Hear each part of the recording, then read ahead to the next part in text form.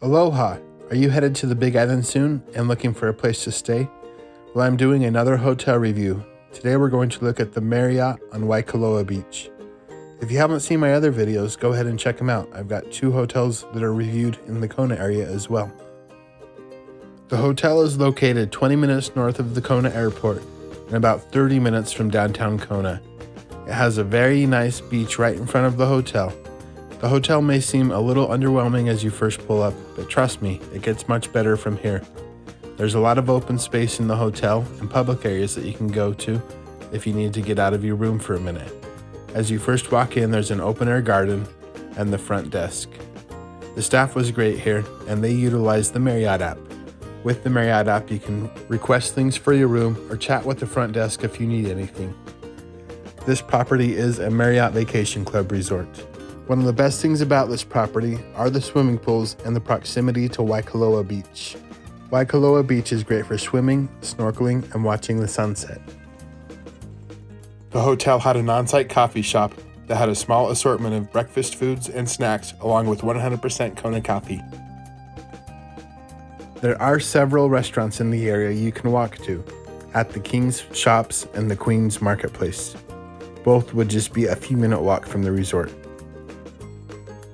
The Marriott has a resort store located within it, which has a pretty good selection of souvenirs if you need something last minute or you just don't make it off the resort. Across from the store is a crafts room where you can sign up to do different daily activities like lei making, ukulele playing, ukulele making, and bath bomb making. You can check the hotel's itinerary when you check in by scanning a QR code to see the daily activities. The resort also has a fitness center, which had plenty of different options, including cardio and weights. The resort had complimentary laundry, which you could do self-service, including soap, which I thought was pretty impressive. There was no charge to use the machines from what I could tell, but there were only a couple, so you may have a long line depending on when you go.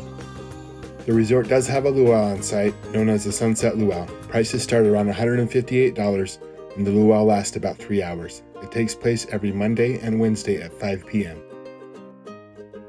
The hotel also had a business center, which had plenty of areas to work, including 3 different computers and a workstation where you could bring your own device to set up, along with a couple of printers.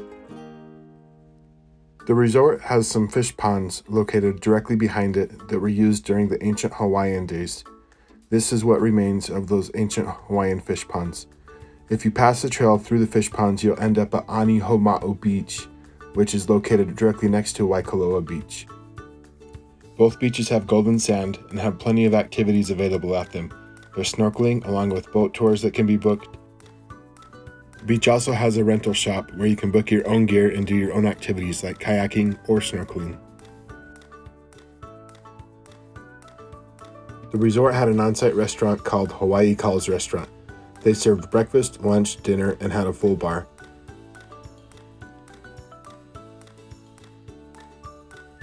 The swimming pools were one of the top attractions of the resort for my family.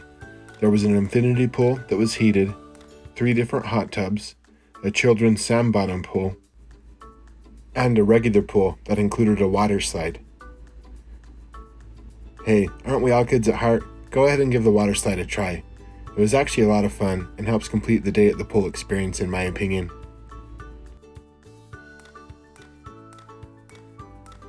There was an elevator system that was used to access the 6 different floors of the resort.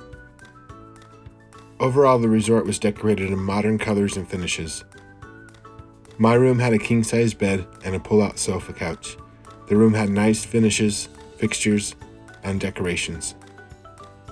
The room was fairly spacious and had a beach vibe, which was actually really nice considering we were at the beach after all. There was a mini fridge and a coffee maker.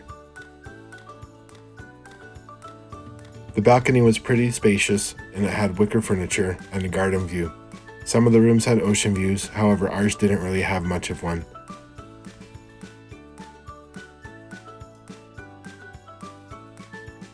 The bathroom had modern fixtures and finishes, and an oversized area with a standard shower in it. The shower was actually quite spacious. If you enjoyed this video, please give it a thumbs up. It really lets me know that people are watching my content. I shot all this myself, and I really appreciate any feedback. If you have any comments, leave them down below. Until next time, aloha and enjoy your trip to Hawaii.